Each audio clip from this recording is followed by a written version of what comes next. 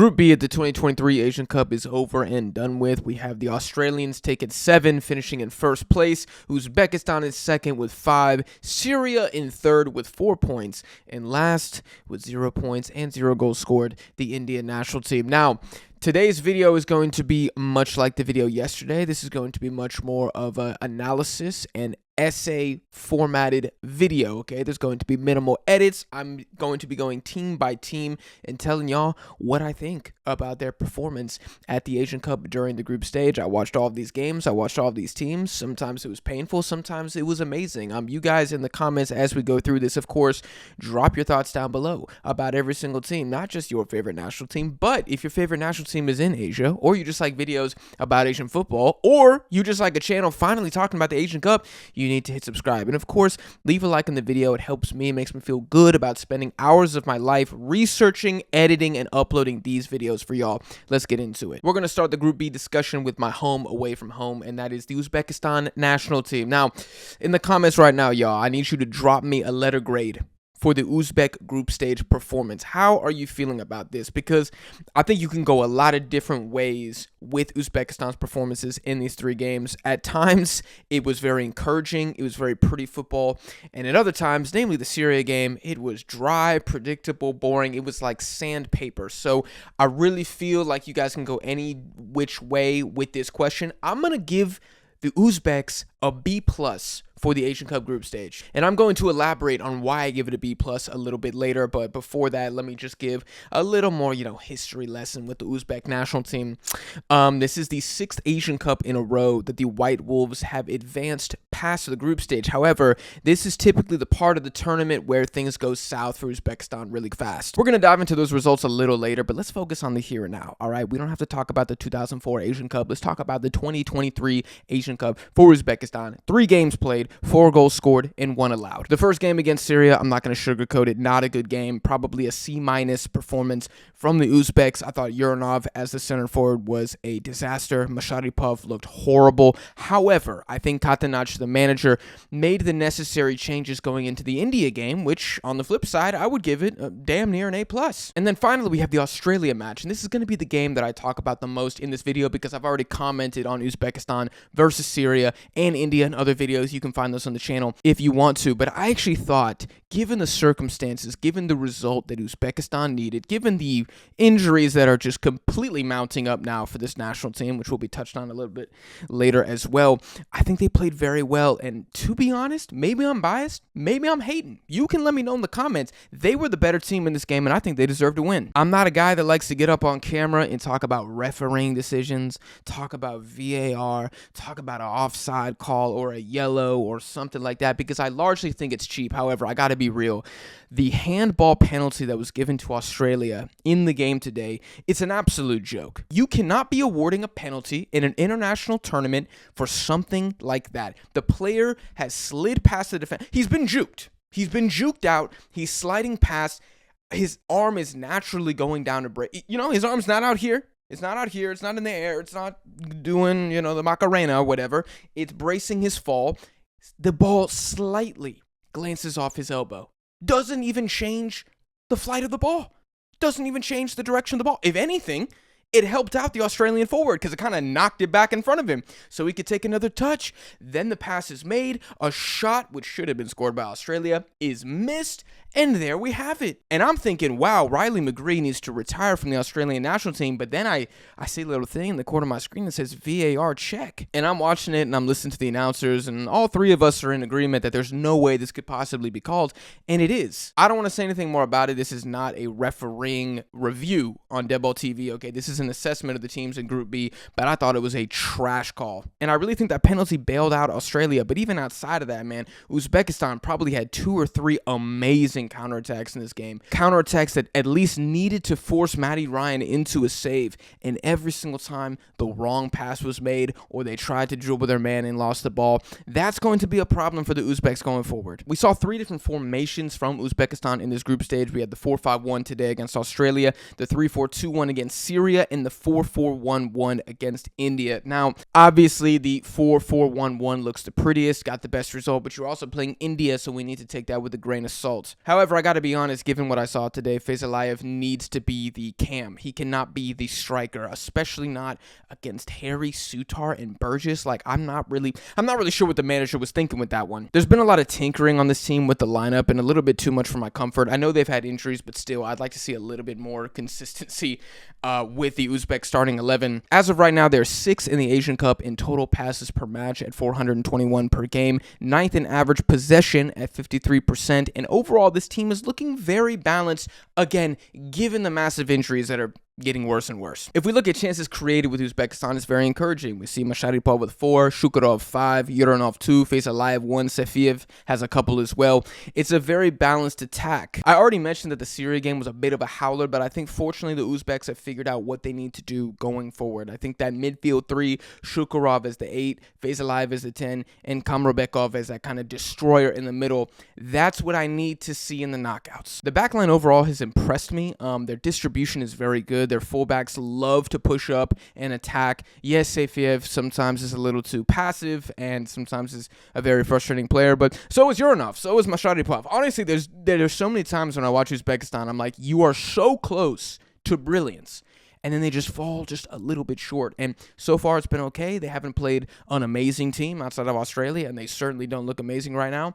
Will that be enough to carry them to a quarterfinal, semifinal? I think it kind of depends on the draw and how the boys show up on that day. Now, the injuries for Uzbekistan are becoming a problem. We already knew that losing Shomurodov, the talisman in the squad, all-time goal scorer, that was going to be big shoes to fill. But at least they had Sergeyev, right, to fill in for that. Well, not anymore, because he only played about 20 minutes against Australia, and it looks like he's out for the rest of the Asian Cup. So really the only 9 that this team has left, like a true 9, is Azizbek Amanov. My man has 8 caps and 2 goals for the national team. And I don't know what Katanec is going to do, but please, for the love of God, do not start Uranov as a center forward.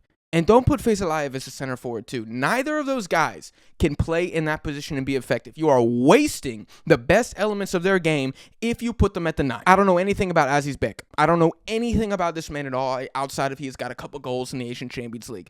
I would look at him. I'd sit him down. I'd say, son, you're up. And I need you to do something for me. I need you to go out there. I need you to score me some goals. That's what I would say. I'd send him out there, and I'd put the rest of your team, assemble them the best possible way around that man, and just hope for the best. But if you start getting cute, you put Fezalayev back up there, you're done. And the Uzbeks might lose in the round of 16. And it sucks to say, because at the end of the day, this game is won by scoring goals. And that is the Uzbeks' biggest problem. You know, they only had 4 goals scored in 3 games. And when you looked at this group before the Asian Cup kicked off, you would have thought they were looking more at 5 or 6 goals, maybe even 7 with a Shomurodov in the lineup. And I think in that regard, they certainly underperformed. However, defensively, only conceding once, I think is damn good. And I've been very impressed with the athleticism, the distribution, the intelligence, positioning, awareness of this Uzbek backline. I mentioned earlier that the Uzbeks have been good in possession. They've been a good passing side, but they're still 12th in the Asian Cup in shots on target per game at 3.3, which is basically tied with Vietnam and Thailand. Not the 2 teams that the Uzbek offense wants to be in the same tier as. At the end of the day, I don't know who's going to fill in at that center forward position, but the guys got to score goals. And if they're not scoring goals, I need a moment of magic from Masharipov. You need a moment of magic from Uranov. You need the star boys to really step up. Maybe Shukurov, he's probably due for a goal, right? In this Asian Cup. You would hope that he gets it in the round of 16. If the Uzbeks can score, they are one of the better teams at this tournament, and they're going to be extremely difficult to beat.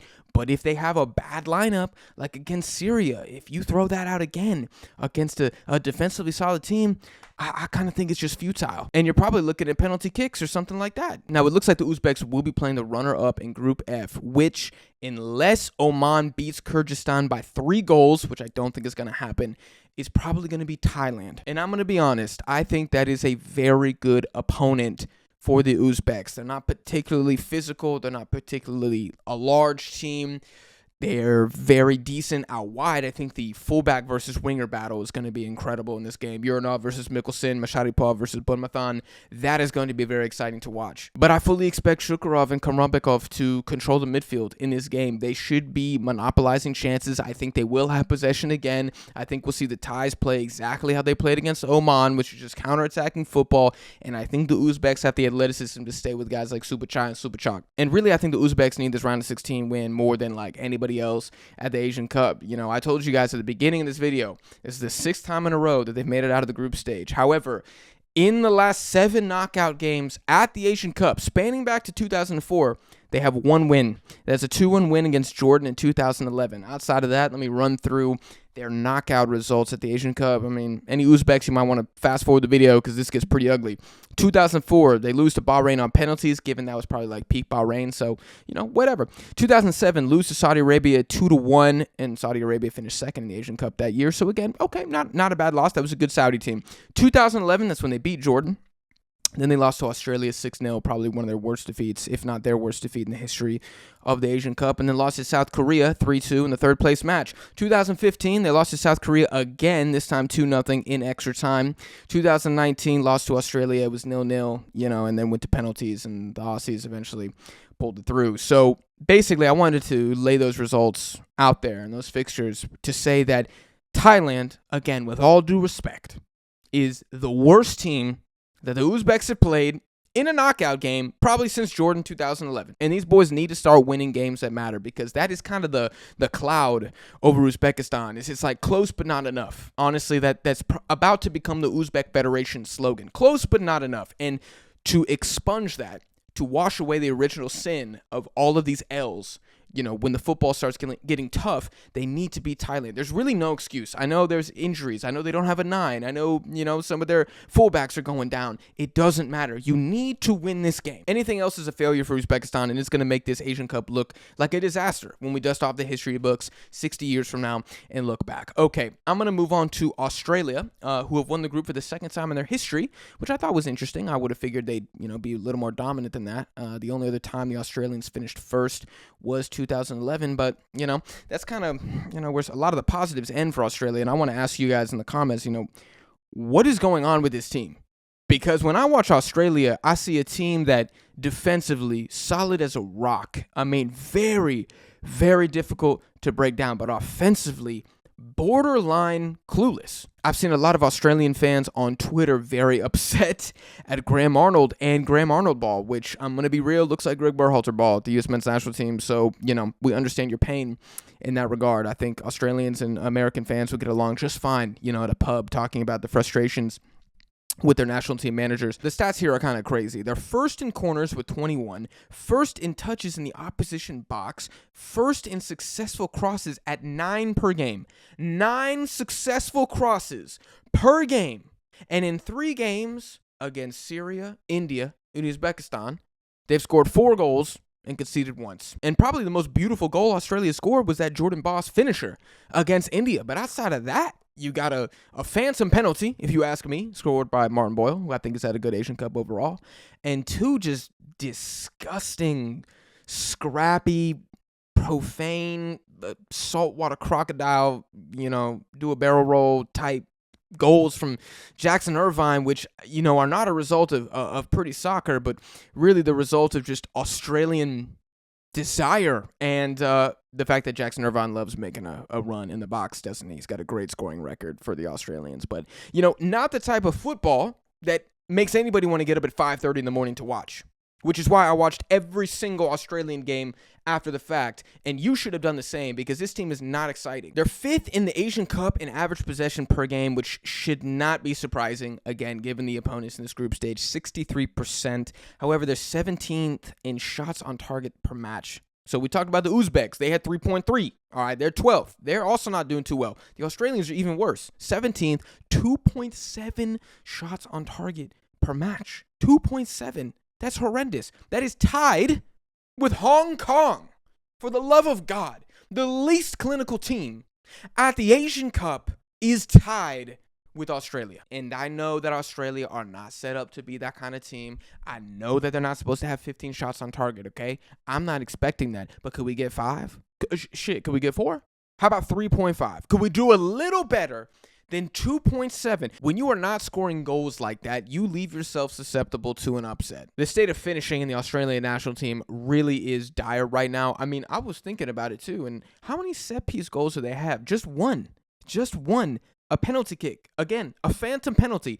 I cannot believe there were 3 games into this Asian Cup. We don't have a single goal from a corner kick from Australia. That might be the most shocking statistic of anything at the Asian Cup. You got Cameron Burgess, Harry Sutar, Mitchell Duke, Jackson Irvine, and you can't get one goal from a corner kick yet? Even though you are leading the Asian Cup in successful crosses per game, 0 goals? That's just crazy. Let's talk about the Australian midfield for a bit, okay? Keanu Bacchus and Jackson Irvine. These guys are really good at what they're good at and not very good at what they're bad at, which, sounds obvious now that I'm saying it out loud, but we're just going to keep recording. They're much better defensively and when there's space, in open play. They're athletic. They're very good at making late runs in the box. Bacchus likes to kind of chill a little bit more outside the box. You will see him rip something from 30 yards if you give him the opportunity to. Jackson Irvine's much more of the scrapper, next to the center forward in the box. That's more of his style game. But these guys are very poor at creating good shot opportunities. They're okay passing. They can do it. They can't. I'm not saying somebody's going to be like, have you seen Jackson Irvine's? I don't give a damn. Overall, the man is not the most offensive midfielder. He had, against Uzbekistan, man, he had some terrible passes, terrible giveaways. And if Uzbekistan knew how to, read a counterattacking situation, they would have won the game. Bacchus, same thing, very rarely is he dispossessed off the dribble. Jackson Irvine's very rarely dispossessed off the dribble, but they're just going to give the other team the ball because they're going to try some through ball or try something kind of funky and creative, and they just don't quite have the skill to do it, and that leaves Australia in opportunities. This happened a lot against Syria as well, where they lose the ball in midfield, and then it's kind of off to the races. And Harry Sutar, he's a good defender, very strong in the air, not the quickest, not the most agile. He can be got. Burgess, same thing. At times he looks, like a step behind Sutar. Fortunately, their fullbacks are pretty athletic, but that is going to be a danger and a worry for Australia going forward. And that's kind of the downside of their midfield. They really need a certain style of opponent for you to unlock the greatness that could be Bacchus and Irvine as a pivot. I'm going to say this as well. Matty Ryan, I'm a little concerned. And y'all in the comments, let me know if you're concerned too, because he's barely had to do anything this Asian Cup. I think he's got 2 saves in 3 games, barely doing anything.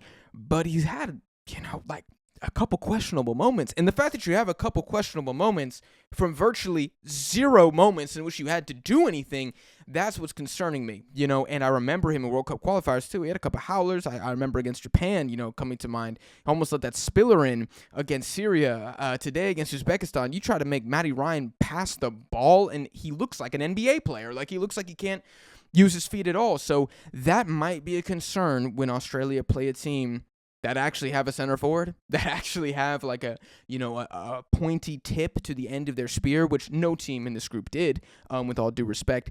Just something to watch. I'm not saying drop him. I'm not saying he's trash. I'm just saying I've been a little scared. Maybe the mask is, I don't know, he can't see. Maybe he needs to get a clear one, do something. He's gone with the Amari Stoudemire one, and I just think it's a little too, maybe it's too thick. I don't know. Maybe it's not shaped to his eye shape or whatever, but just keep an eye on that. Final thing I'm going to say about Australia is the offense. I feel like Martin Boyle has been one of, if not the best, most dangerous, I should say like that. I don't want to say best, but, kind of looks like he's trying to create stuff going forward. That's great because Martin Boyle, I think, is a solid footballer, but if he's the focal point, I kind of think you're screwed. And if you don't believe me that Australia are devoid of ideas, look no further than Jordan Boss, who I'm a big fan of. How many times do I say that on this channel? Big fan of him. He's got the left wing position locked up. This is a left back for Westerlo, okay? Sometimes he plays as a midfielder. He is the starting winger for Australia, and I think he's been okay. Really, I haven't been that impressed. I think he's been okay. I think he is better when he is the fullback, when he is the one who's doing the overlapping as opposed to being the more direct option who's entrusted to take on their man one-on-one. I don't think that's completely his game. He can do it, like he can fill in, Fizalayev could be a center forward. He can kind of do some of the stuff, but you don't want him there. That's kind of my thing with Jordan Boss. I'm not a fan of that decision. I think Graham Arnold needs to come up with something different, to be honest. Maybe Goodwin comes back.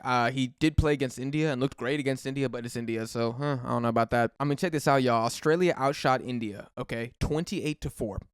28-4. That's a 24 shot difference. However, against Syria and Uzbekistan combined, only a +2 shot difference. So really, if you remove the India game and all the stat padding that we got to look at with passes completed, tackles, duels won, Australia have been mid. They've been mid, and I think Australian fans have the right to be worried. And to make matters worse, it looks like Mitchell Duke might miss the round of 16 game. Now, I thought Yengi, the guy who came on for him, was that guy. I mean, he's built like a outside linebacker for the NFL. Massive guy. Was juking out Uzbek defenders in the box. I thought he had a good game and should have had an assist if McGreedy could actually shoot the ball and play football. But anyways, I think they'll be okay with that for the round 16. Maybe he comes back in the quarterfinals. I imagine a time in which Australia are chasing a goal late in the game and they have Yengi and Mitchell Duke up top. I mean, Jesus Christ. Good luck marking those guys in the air. I don't even know there's a team in the Asian Cup who's got the strength and aerial acumen to deal with that. And then you throw Sutar in there off a court. I mean, I think it's done. If Australia are going to progress far in this Asian Cup, it's because the defense continues to be really, really good. I mean, before the goal conceded against Uzbekistan today, they had not conceded in 6 games. And the last goal that they had conceded was the 1-0 defeat that they had against England at Wembley Stadium. So, I mean, the defense is world-class. I'm comfortable saying that. The way that the midfielders cover for them is elite. They're very athletic, good tacklers, smart footballers. I think they'll be okay, but they need to start scoring some goals. And maybe hot take, but I think if a team has the balls to press Australia from the jump, or at least for large portions of the game, I think they could beat them because I don't like the distribution I'm seeing from Sutar and Burgess. The fullbacks, Behic, I mean, he looks all right, he's going to be fine passing the ball. It's really the CBs. I think if you pressure the center halves, you can intercept the ball like the Uzbeks were doing today. And God forbid for the Australians, the other team is a little more clinical and they get a goal off, something like that. Australia will play the third place team in A, C, or D, which is most likely going to be Palestine, who have 4 points, but it could also be Indonesia or maybe even Japan, which is insane to say, but I'm just going to pretend like it's either Palestine or Indonesia. Palestinians gave them a game recently in World Cup qualifiers. As a neutral, that's the game I want to see because I think it'll be, good entertainment value, though I think the Australians would probably win that 1-0. I can't believe I'm saying this again, but I feel like Indonesia might have a little more teeth than the Palestine. However, I think the rest of Palestine's team is better than Indonesia. So, which team do they want? You probably want Indonesia because I think the Palestinians could probably just get like an ugly goal against you and just lock it down. The Indonesians, they're going to really struggle with Australia's size. And if Harry Sutar doesn't get a goal in that game, I mean, he might need to be dropped. No, I'm just kidding. But you guys let me know what you think the scores are going to be for either of those games down below in the comments. And let me know what team, as an Australian, which team do you want to see, Palestine or Indonesia? Let me know in the comments. Next up, we have India. Good Lord. 1 win in their last 9 Asian Cup games and eliminated in the group stage for the 3rd straight time. Who could have seen this coming? Oh, I did. And basically everybody else except for a small minority. Actually, no, hold on. It was a large majority of very angry Indian national team fans in the comments. And look, I got no beef with y'all, okay? I got no beef with the Indian national team. I wish them the best. But I hope this tournament was a humbling experience and really a good indicator of exactly where Indian football is, which, jokes aside, it's in the mud. It really is. 0 goals scored. 6 conceded. Could have been more. I think they were scrappy. I think India showed fight. But this team, I mean, if we're just going player for player, band for band, talking quality, there's not a lot here. Now, is this Asian Cup, despite 0 goals scored and 6 eaten, is it a calamity for India? I'm going to say no. And maybe y'all think I'm just going to keep clowning India, but no, I really don't think it's a calamity. This is a tough group. The weakest other team in this group is a Syrian team, which, I mean, Uzbekistan couldn't even score against them. You thought India was going to? And honestly, today, they didn't really get close. They didn't get close. Syria won the game 1-0, but they were the better team. Like, hands down, please spare me in the comments. Please spare me in the comments. Syria were better. Period. No. I don't want to hear about the Indian players missing. I don't want to hear about the injuries. Everybody's got injuries. Australia got injuries. Uzbekistan got hella injuries. Vietnam's whole team is dead. Don't talk to me about injuries, okay? You have to find a way. And if you guys can't, then you don't have good enough depth, and you need to go back to the drawing board and develop some more players. But yeah, this group is just too tough. It was just too tough. I got to be honest, and that's why I don't think it was a disaster. It would have been a disaster if they conceded like 12 goals. That would have been a disaster. But this, it's kind of what I expected. India 4th in saves per match at the Asian Cup, 3.7 per game. Honestly, I'm kind of surprised it's not higher than that. Outshot 66-21 over the 3 games. Yeah, this team does not have an offense. But really, the number one problem, I think, with this team is either two things. One, I think it's easy to blame the midfield and the fact that those guys can't turn, can't find players, and just aren't very athletic. But really, like, what stood out to me in all these games, especially against Syria and Uzbekistan, is the distribution by the back line. It is just abysmal. I mean, India are a team. If you press them, you will win the ball. You will. You will. It's like sometimes you press a team. You try to press Spain. You try to press Japan. You try to press, maybe even the Uzbeks. If they have the quality, you better not let that ball get over midfield, because if it does and it's a 3-on-3 attack, you done. You done. And look at the caliber teams I'm comparing them to. Of course, like, I'm not saying that India should be on Japan level. That's ridiculous. But my point is, if you can guarantee that a press is successful, that's the game plan. Like, India are easy to game plan against. They do not have anything. They don't really have a center forward. No offense to Chetri. We'll talk about him a little later. They don't have a midfield that can possess, and they don't have a back line that can pass. Therefore, they become very, very easy to beat. And honestly, they beat themselves a lot of the time. I mean, God, outside of that, man, they just, the defenders, the one-on-one tackling is poor. They lack physicality. If you watch Syria's goal today, Rahul Beki is just shoved off the ball. That's what it is. He's just shoved off the ball. It's a pure size and strike thing. 3 minutes before that, Akash Mishra, I don't know what he's doing, by the way.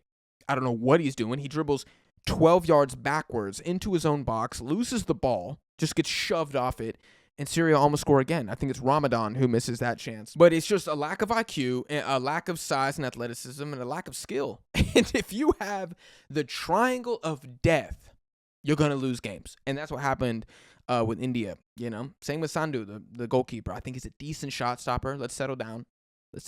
He's decent. Cannot pass to save his life. And, that because of that, you can suffocate India. They're going to beat themselves. And that's what happened. Let me see. Are there any positives for this campaign from India? Noram Singh. I don't think he played against Australia in the first game, but I thought he was kind of a bright spot. He probably had their best chance today against Syria when he got in the box. There's some. Okay. There's a modicum of attacking talent out wide. Nikhil Pujari, specifically. Probably my favorite Indian from the Asian Cup. 5 for 5 in his take-ons in this tournament. 100% success rate. That guy had some sauce. I noticed it against Uzbekistan. They had some sauce. Weirdly, the sauce was like coming from the fullbacks. Weirdly. I was like, maybe this guy should be a winger. But I don't know. I don't know what's going on there. Maybe they're just trying to overload with offensive talent on wide to break teams down. But I felt like he was good. But again, the midfield.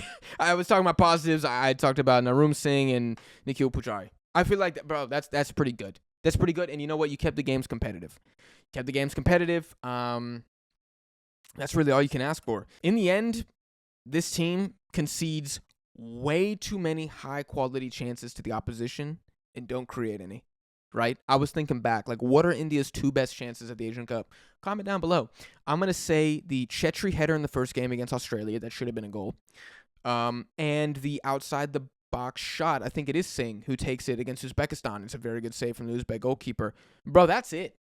I mean, that is it. That's all they did. And, again, I don't want to keep beating them up. That's all they probably should have done.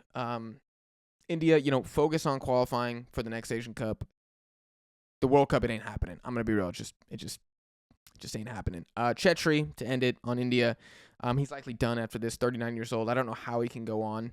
I don't know the news if his plan was to retire for the Asian Cup. I do not follow Indian football like that, so forgive me. But he's gonna finish the Asian Cup 9 games, 4 goals, and I'm gonna be honest. That's pretty good. 4 goals, 9 games for India at the Asian Cup. I'll take that. That's a success. Major dub. Uppercase dub. With that team behind him, look, I mean, it's not the send-off he wanted, obviously, but he's 39. Like, what was he supposed to do? So good luck to India. We'll see what they do in qualifying, but how their campaign started so far, I mean, good result against Kuwait, but we'll see. We'll see. Best of luck. Finally, we're going to talk about Syria. Wow. The defense has impressed me, which is crazy because that was the only thing I was banking on for Syria at this Asian Cup, was the defense. But then they came in and looked even better than I thought they were going to look. You guys in the comments, who has been Syria's best player so far in this tournament? I'm going to go with Abdul Weiss. That guy's been a menace.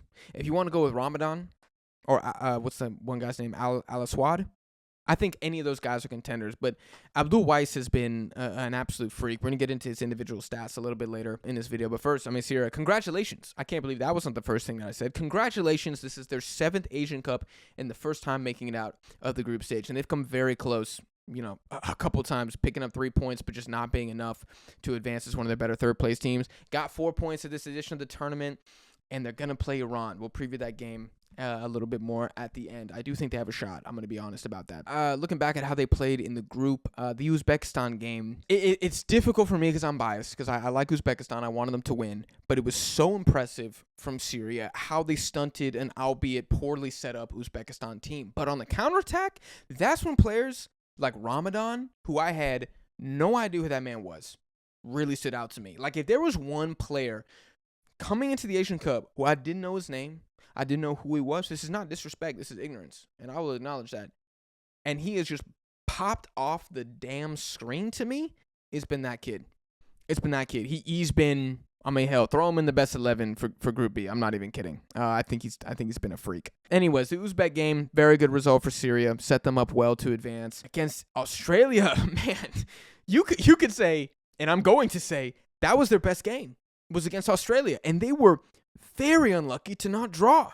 Australia kind of, again, that freaking dingo-ass goal from Jackson Irvine kind of saved the day from them, but they made India.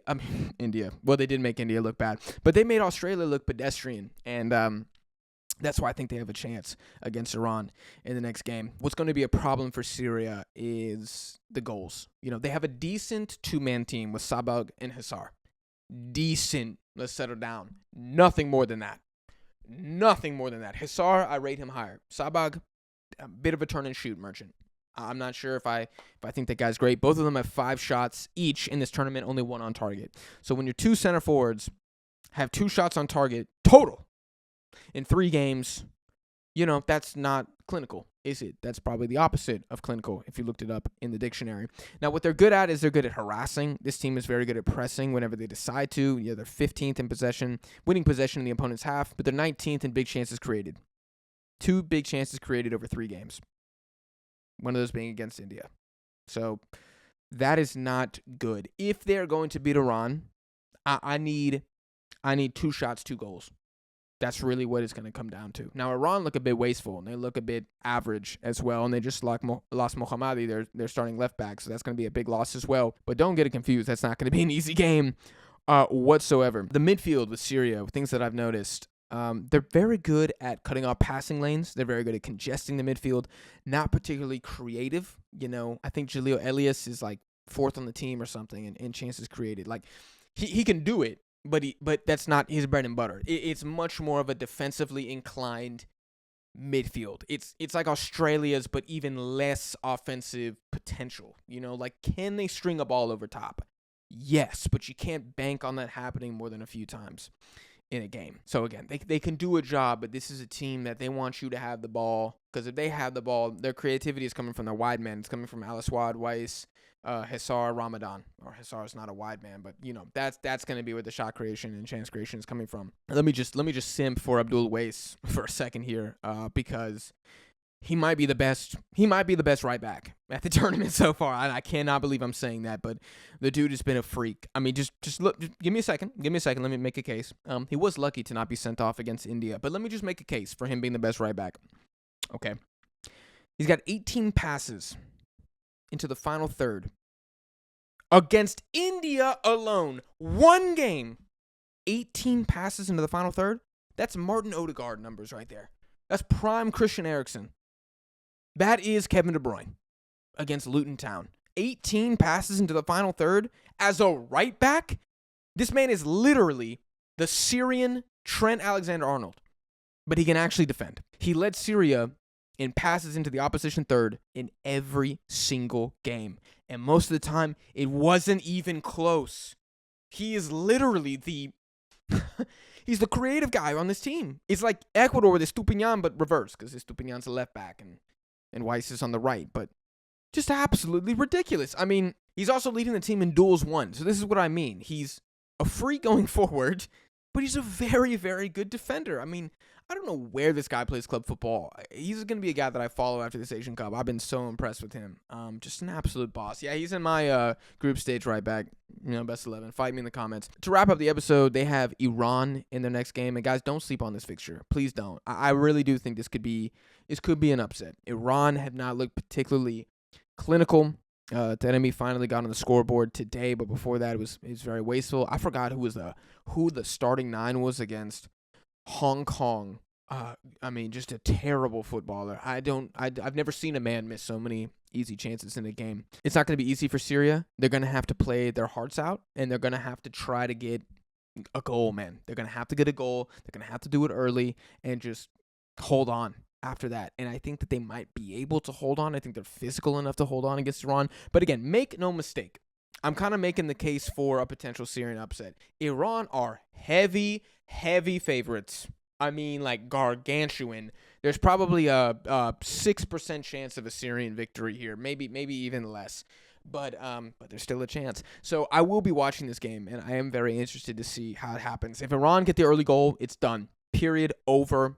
Let's go home. We can turn off the TV. We can end the live stream. I don't think Syria can come back. But if they can keep it close, they can frustrate Iran. An extremely emotional team. I mean, divas, truthfully. If they can just get them frustrated, they have a chance. Again, I'm not saying put your house down on a Syrian upset here. I'm just saying I don't think it's as straightforward as a lot of people think it's going to be. They can press Iran if they want to. The Iranian CBs, not the best at passing the ball. Again, their starting left back is now down. I don't know about the depth. Maybe the other guy's not as great. We'll see what happens. Guys, that's the video. If you enjoyed, make sure to leave a like, hit subscribe, and give the podcast a 5-star rating for listening on streaming platforms. Also, last request that your friend Jack has for you. Check out the social media links in the description and follow us on Twitter because we're going to be trying to do as many live streams as possible for the Asian Cup round of 16. Of course, all the knockouts, but the round of 16 is up next, and the schedule will be announced on the Twitter. So that's where you guys need to be if you want to jump in. Those live streams they've been on fire. They've been popping. They've been absolutely popping, like tinfoil in the microwave. It's been incredible. You guys have been awesome. The engagement and support that we've gotten from you guys has been beyond what I could have expected, and that's why I bust my you-know-what to get you guys these videos, even though I'm exhausted and need to go eat dinner and work out and all that other stuff. So I'm going to dip out. I appreciate you guys for watching or listening, and I'll see y'all in the next one.